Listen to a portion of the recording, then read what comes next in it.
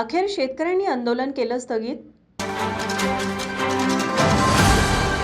मौजे सुळेरान, धनगरमोळा, घाटकरवाडी, किटवडे, लिंगवाडी व आंबाडे या गावातील शेतकऱ्यांनी गेल्या 2 दिवसांपासून सुरू केलेलं आंदोलन आज स्थगित करण्यात आलं।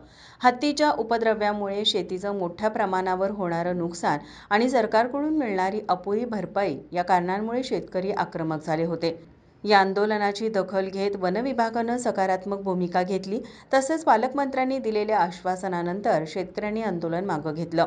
वन विभागाचे एसीएफ अधिकारी काळे यांनी शेतकऱ्यांना आश्वासन दिलं होतं की जोपर्यंत हत्ती गावातून घालवत नाही तोपर्यंत मी आणि माझी रेस्क्यू टीम इथून जाणार नाही। त्यांनी आपला शब्द पाळत गावातून हत्तीला घालवलं।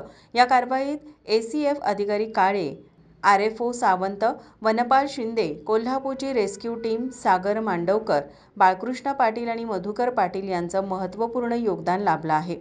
सुरेश पाटील, संग्राम पाटील, जयसिंग पाटील, भास्कर पाटील, संजय अडुरकर, अंकुश पाटील, शुभम सुतार, पंकज पाटील, गोविंद पाटील या शेतकऱ्यांनी एसीएफ अधिकाऱ्यांना निवेदन देऊन आंदोलन स्थगित केल्याचं जाहीर केलं। माझा महाराष्ट्र न्यूज, कोल्हापूर।